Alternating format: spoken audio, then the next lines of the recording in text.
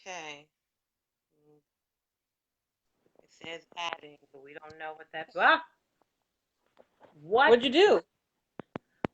Reset my phone? Good time. That could be it. This is what happens.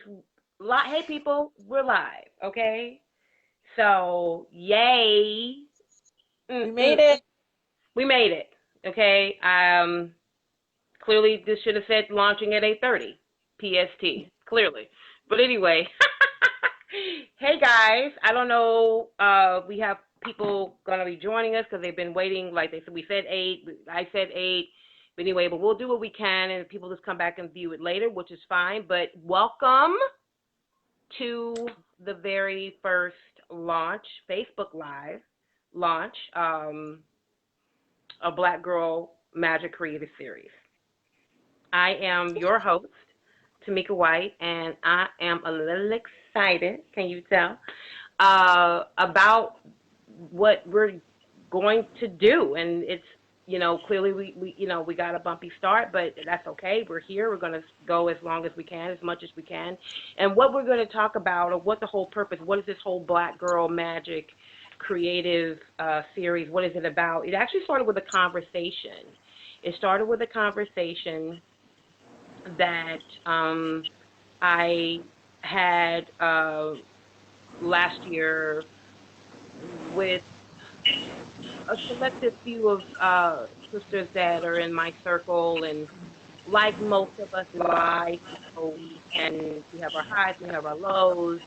And I noticed at one particular time we were just, conversations were coming to me, and they were ending up sounding like the same concerns and issues, and the concerns were um, just basically how one was doing, like any good friend, you check on your friend if you haven't heard them, if you know from for a while, and then when you actually have a conversation with them, some of us are afraid to share, some of us are vulnerable or embarrassed or whatever the case may be, but we find out that, or at least what I found on that conversation last year, was everybody going through the same thing.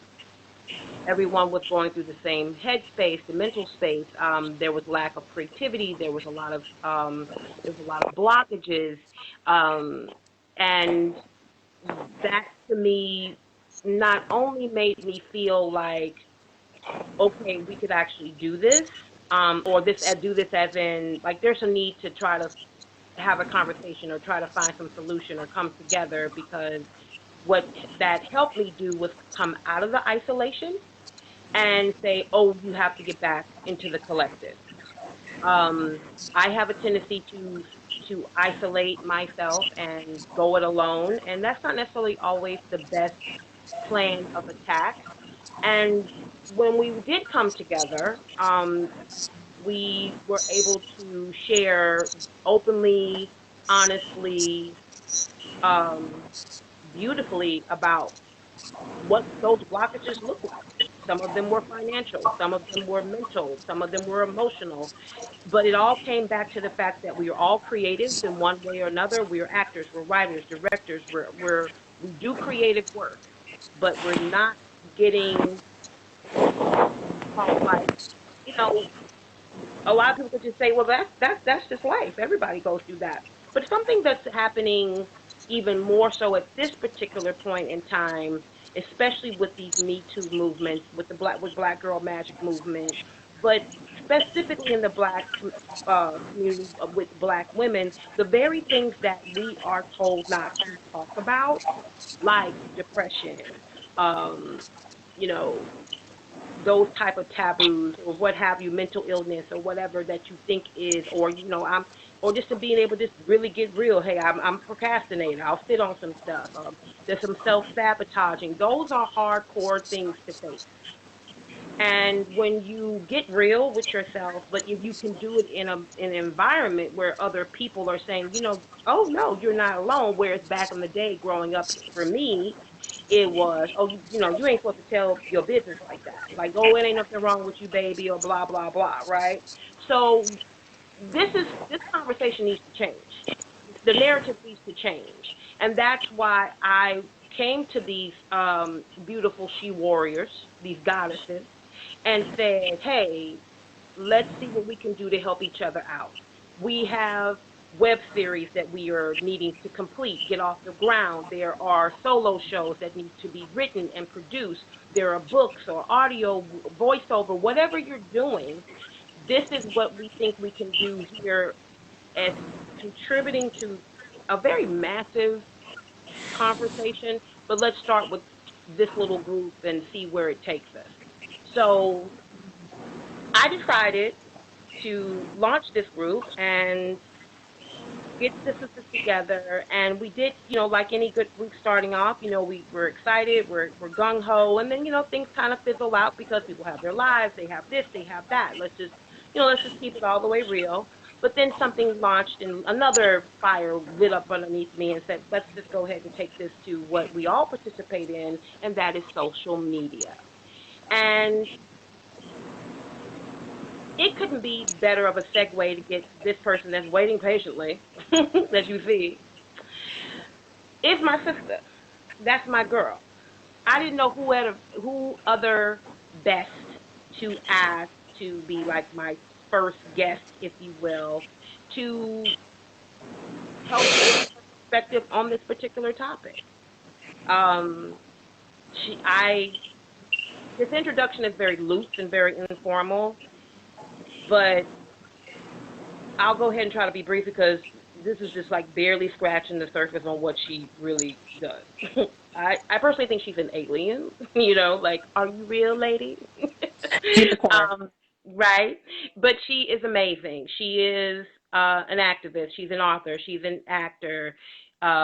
Just completed her solo show successfully in Hollywood Fringe Festival, Love, Locks, and Liberation. Um, she does wonderful work in social change, working with prison reform. Um, the list is endless. I mean, again, I'm just giving you the brief off my head. But if you ever get a chance, go to her website, read up on her. But, ladies and gentlemen, let me bring my guest into the conversation.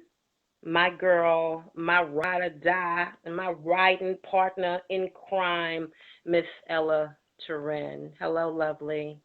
What's up? How are you? I think official welcome back is in order. Yes, yes, I'm back. Thank yeah, you, thank you. yeah. Traveling the world, other parts of the globe. Fiji, was it? Was it Fiji? I was in Fiji. Yeah, yeah. I know. I love it. Well, I have sat patiently and waited for you to return on these American soils, for you to tell us and share with us. Tell us a little about, you. Tell us about why you feel the need to jump in on this conversation and what kind of things are you experiencing, what kind of blocks are you experiencing when it comes to creativity or trying to get things off the ground. Okay, so I describe myself as a champion for freedom, justice, and expression. And I I'm the founder of Black Women Beautiful, a platform that celebrates and amplifies the beauty and power of Black women. And I am passionate about our power and what we can do. And I started this because I think that we as Black women are undervalued. People want to emulate us, but they don't want to give us credit for our genius. Hmm. And I think we're taken for granted by society, by many people, but we work hard and go hard for everybody else except for ourselves. So I wanted to create spaces and experiences for Black women to be able to recognize their genius, tap into their power, be their authentic selves, and live their best lives. And I think that when that happens, the world can be changed. We have the power to make change in our lives, in our communities, in the world. I truly believe that. So Sometimes it takes a little bit because we've been so historically inundated with these stories of us not being worthy or not beautiful or not smart, all these things. It's sometimes very difficult to break out of that and see the true power that we have. Hmm. But that's where I think community comes in and being able to tap into that so that, we can have the life that we deserve. And Right. I know that I encounter that.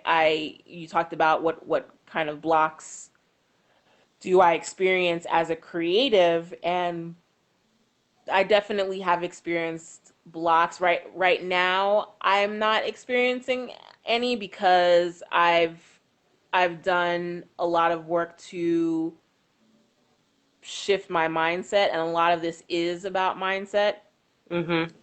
Um, Sometimes, you also go through traumatic things and it's just not in you. And I've definitely have gone through that as well. But I feel really blessed that and fortunate that right now I feel like I'm in a good place. Good. I think that's fascinating in the sense where you're out. You said you're out of it now. Are Hmm. you willing to tap in just a little bit of what it was before you got out of it? What were you stuck with, and now you were able? I mean, you don't have to give us all the details, but like any examples you can share with us, because this is exactly what this is about. It's like how it's kind of like the cause and the effect type of conversation. What happened then, and not to live there and dwell there, but we all get stuck, and what's Yeah. happening to where you can pull yourself out of that quicksand, or what turned it around for you. So what happened then, and now you can say beautifully and confidently with a smile on your face, well, I'm out of it now, but walk us and talk us through it a little bit. Well, so I would have to for this particular section of my life, I would have to go back to maybe 2009-ish, 2008, 2009. Uh I was overwhelmed, overworked, just over everything. A lot Mhm. of over. And like personally was going through some things relationship wise, and I just felt like I had taken on too much. Mhm. And we often do that as Black women too. I think we just can't say no. Right. So, Right. and we're trying I call this thing super Black woman syndrome, which I have, and I know many of us have, where you're just trying to be everything all the time and you just have to keep at it. And so I was definitely in that place and feeling it. And so I had to do something radical to break out of that. So I moved to the other side of the country. I moved to California. And that happened in 2010. So I decided when I moved here that I was just going to cut everything. So I mean, and that happens when you move, you kind of starting fresh. So I moved here and I started fresh. I just cut ties, cut everything, clean slate. But in the process of that, with all the other stuff that I had been experiencing, I kind of went through a little bit of a creative, not a little bit. I was in a creative drought. Like I didn't have the impulse to create anything, the desire to create anything. Uh, excuse me. I just was kind of hollow, Mhm. which is very odd for me. And it's not, you know, I want to be clear that it's not that I didn't actually create anything. I just didn't have that feeling. If I was, I wrote stuff and I did things, but they weren't coming out of the usual sort of like wellspring of passion around doing it. I was doing it because I know that I needed to do it to survive, that it was kind of like a habit, but the like desire to do it was gone. And Right. and then whatever I was making or creating didn't feel exciting to me. It wasn't like a lot of times, if you're a creative person, when you do something that's dope, you get personally excited by your stuff. It's not arrogance. It's because it brings you joy and it makes you happy and you get excited about it. I Right. wasn't excited about anything. I was just like, this just sucks. All of this sucks. Anything I put out, it just sucks. So I was kind of in that mode. And then slowly but surely, I started gaining some of it back, just because I kept forcing myself to be in. I kept trying to put things in my way that would force me to be creative, so that I wouldn't completely lose it. And then just as I was really starting to get that streak back, and I was feeling like I was getting back to my old self, um, my dad got sick and then he passed away. And that I had to put everything that I had started to put into momentum, I had to pause. And I'm glad that I did it because I got to spend time with him and all of that. But it did, like, after that, I was kind of grieving, and it wasn't just about creativity. I just didn't feel like doing anything in life Right. for many months. I felt like a vegetable. And I didn't realize as I was going through it that that's what was happening. It was only in hindsight that I was like, oh, for the past 6 months, I have felt like doing nothing. And that is the grieving process. When you're in it, you kind of don't see that that's what it is. And then time is just passing. But when I got out of it, I was like, oh, that's what that was. And I think after that, um, my dad was somebody who lived his life. He was a quiet person, but he worked really hard and was a genius and enjoyed life. I think he enjoyed life. He wanted to be that kind of person, and so I took my lead from him, and decided that it was time to get back on, and sort of like came back to the place that I was at before he got sick. And I kind of been have been going hard on that since. Right. So I think just keeping in perspective that life is precious and short, helps me to sort of like tap into that place and get out of any blocks that I have, because I Right. try to make it urgent. I try to make it necessary and try to remember that, like, for me, being creative is something that is necessary to live. Mhm. Exactly. And I may not have that opportunity all the time, so I got to get it all out while I can. Right. I I love this. I love this honesty, and thank you, because it's not anything. Just so you know, guys, and for those of you who are going to see this, like, you'll view it, you'll go back and post it, and you'll see it on our pages or whatever, and you'll, like, you'll view it. But this is not rehearsed. Clearly, it wasn't. We had all. We went in 30 minutes late. You know what I mean? But this is what we're going to be doing. This is what I'm going to be providing in these talks. That type of candidness, that type of honesty, because this is real life, and with all honesty and love and respect, constantly rooted, it is life and death for artists. It really is. It's everything that we need in our lives to not survive, to live. If we're not creating, far as we're concerned, we don't exist. And I love that you provided that for us, because that is what we all go through. And I know that when people are going to watch this, we lose loved ones. There's loss, and all kinds shows up in all different ways.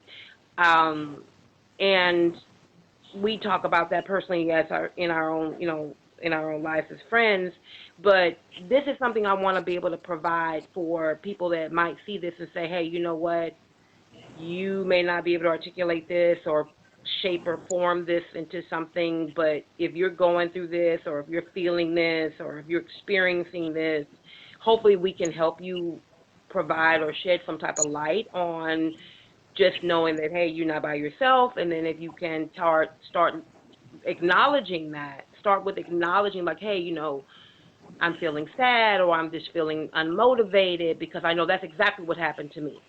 Like there's a thing that there's so many combinations involved with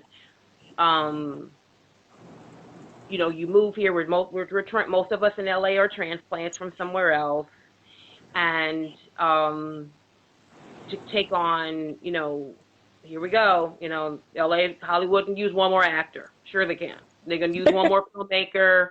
They can use one more. There's room for this, and we believe that still. But then this thing called life shows up, and then there's loved ones take ill, or you lose your job, and you don't know if you have enough money to pay rent or car notes, and those things can be they can weigh on you. Some people can handle it a little bit better, and I don't think we're talking about people because let me just say this, guys, as a disclaimer sidebar while it popped in my head. By any means, I'm not anyone's clinical. I'm not a professional.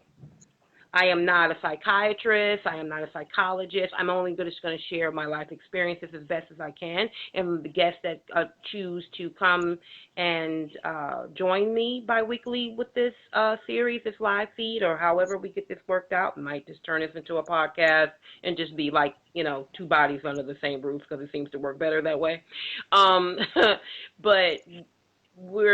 this is not that.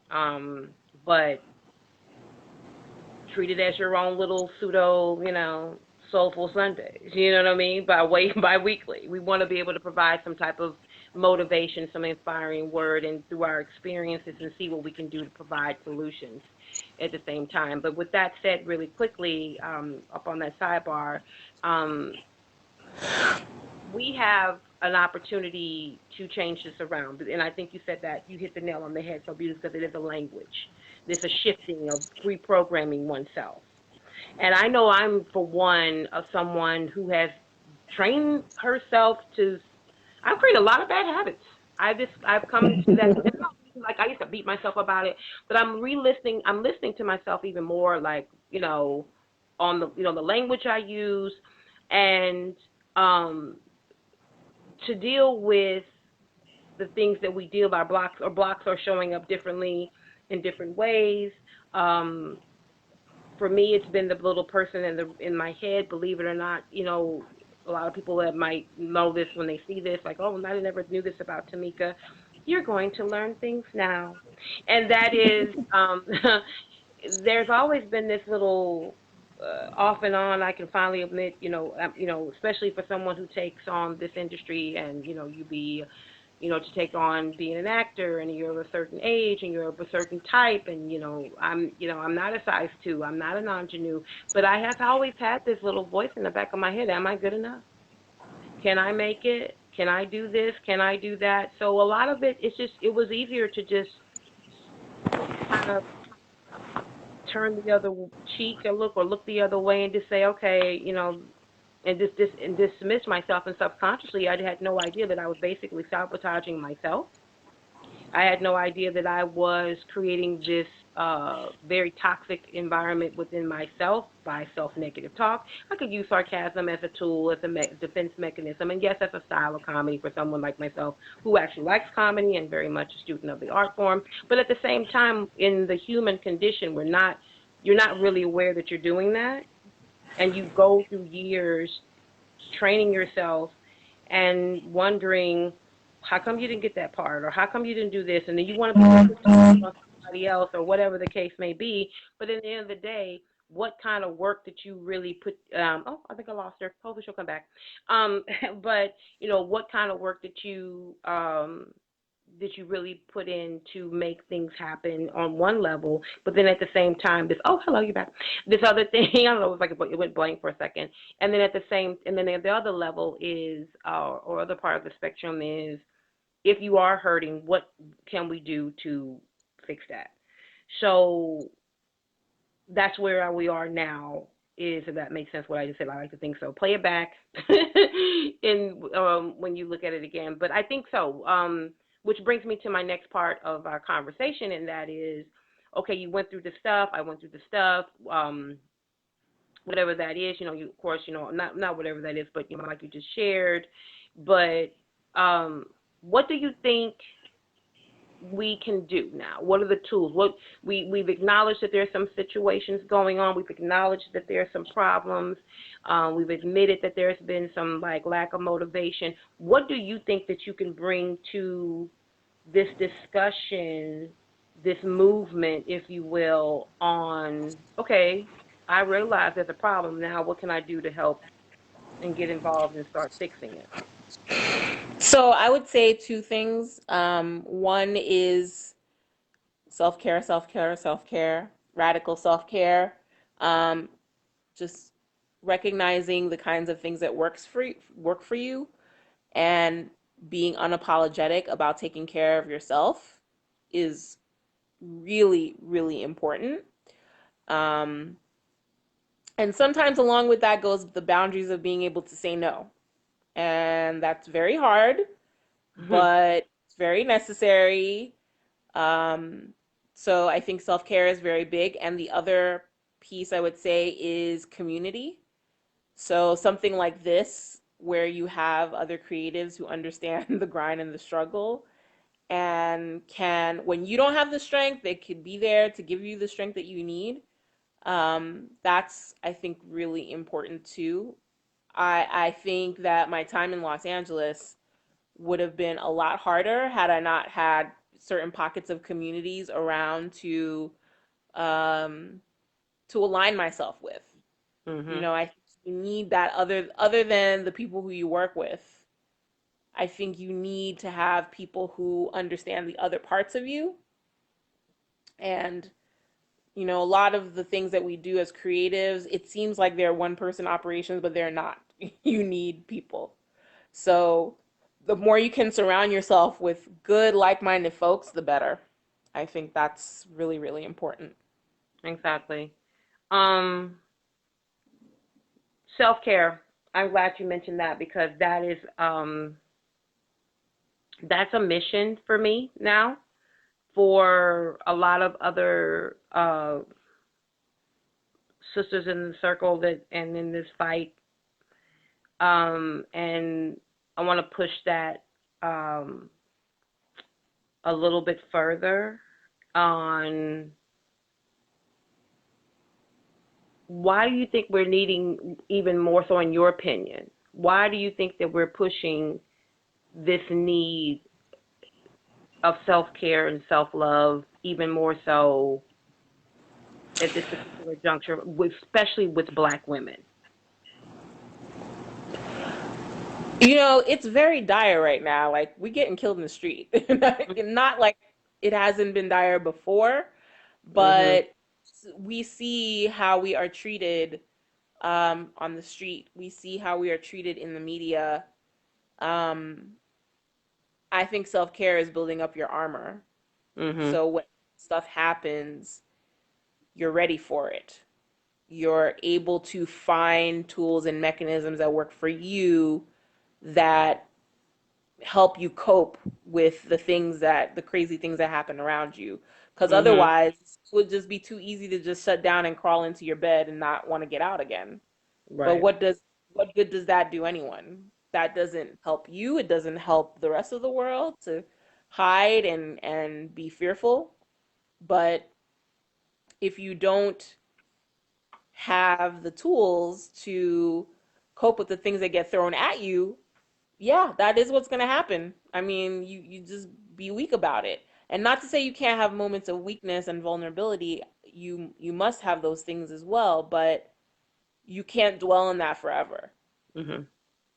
right? So being able to practicing self-care is like preventative medicine for the trials and tribulations that we deal with on a daily basis.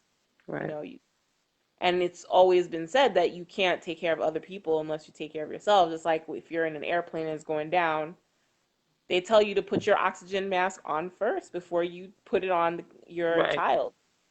And it's because, well, if you die, you're Right. not saving anybody. So Save yourself first, then you can save everybody else. That's how Right. it works. Right. Yeah, I used to find that I was like, well, I remember when I like first flew, I was like, oh, that's kind of selfish. You know what I mean? Like really, like really FAA, like you just like there are people sitting next. No, but I get it now. Like I get it. It's a thing that, with all jokes, jokingly aside, you again, the best word used. It's dire. It is.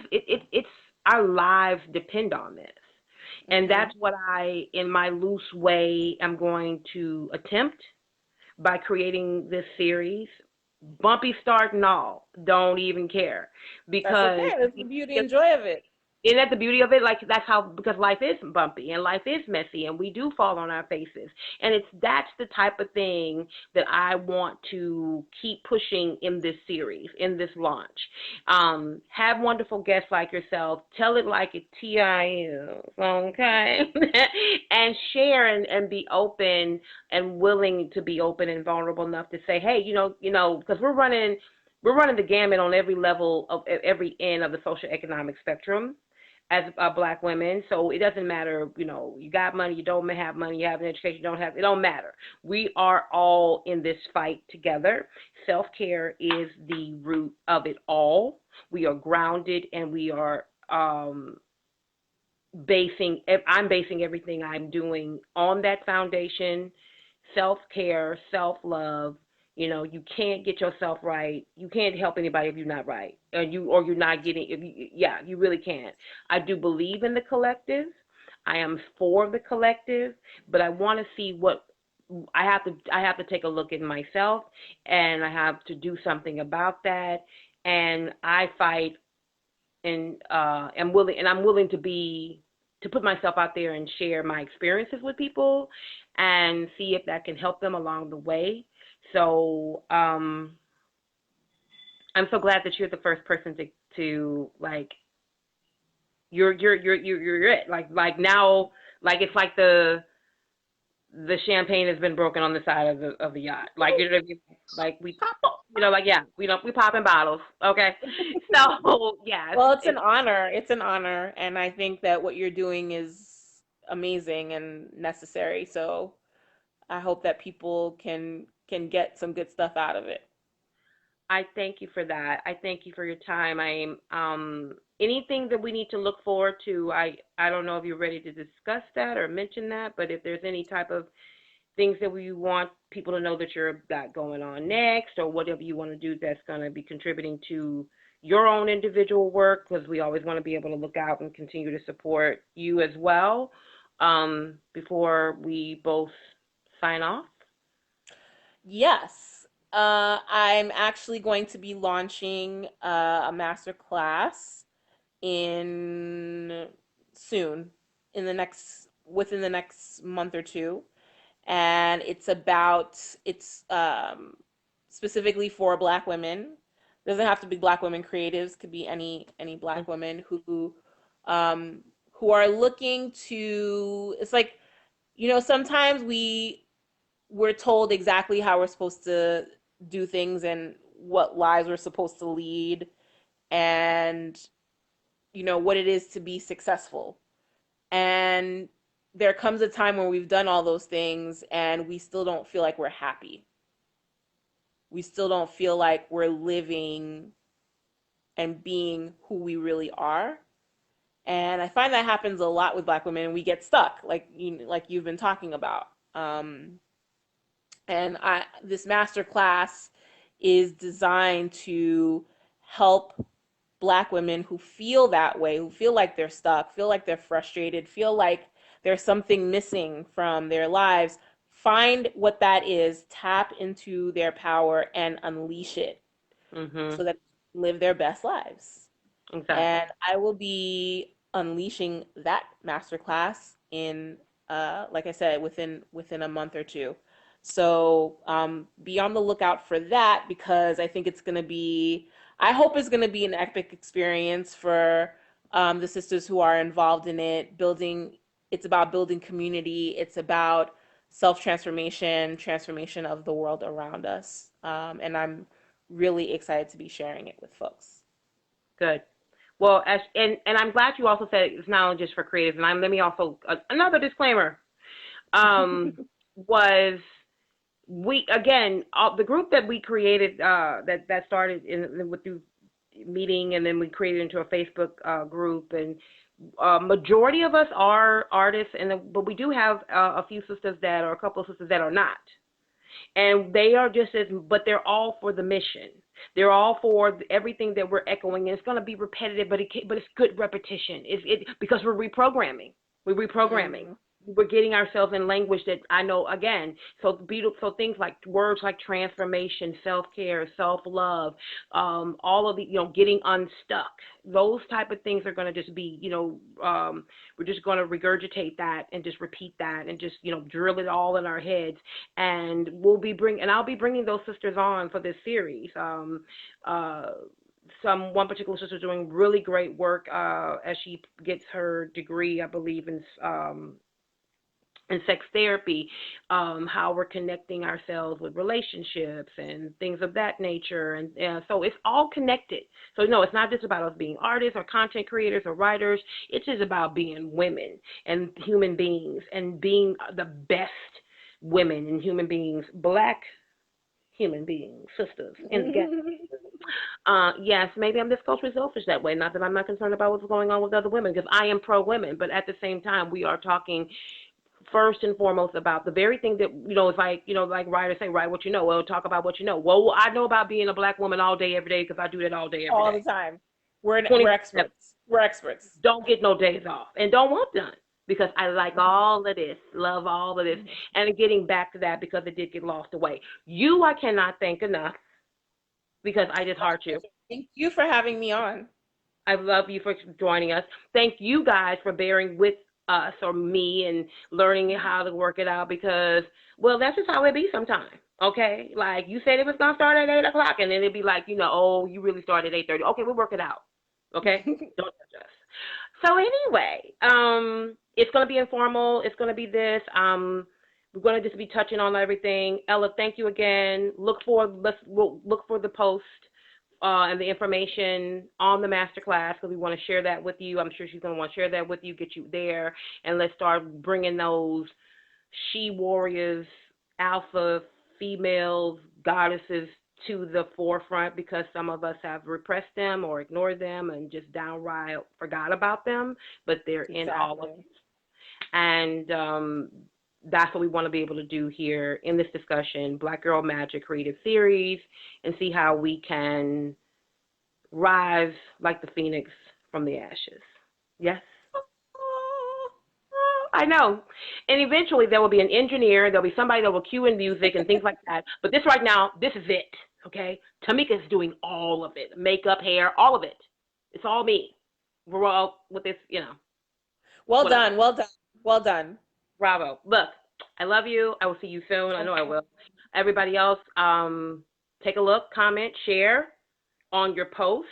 Join us. Also, we have a page. We actually are, we do have some Instagram. We have an Instagram page, Black Girl Magic Creative Series. I know, things are happening. Follow Ella, please, Black Women, and women is spelled WOMYN at Black Women. Follow me at Tamika, TAMIYKA, and let's just continue to keep yourself in the loop of what's happening with me, what's happening with her, and of course all the other guests that I will be bringing on every other week, because it's bi-weekly, y'all. All right, any last words? You good? Thank you so much. It was a pleasure and an honor. Okay. And you are a scholar. All pun intended. Ah, I love it. Yes. All right. People, thank you. Happy Wednesday night. We're saying peace, and we're out. Bye. Thanks, Ella. You're welcome. Bye.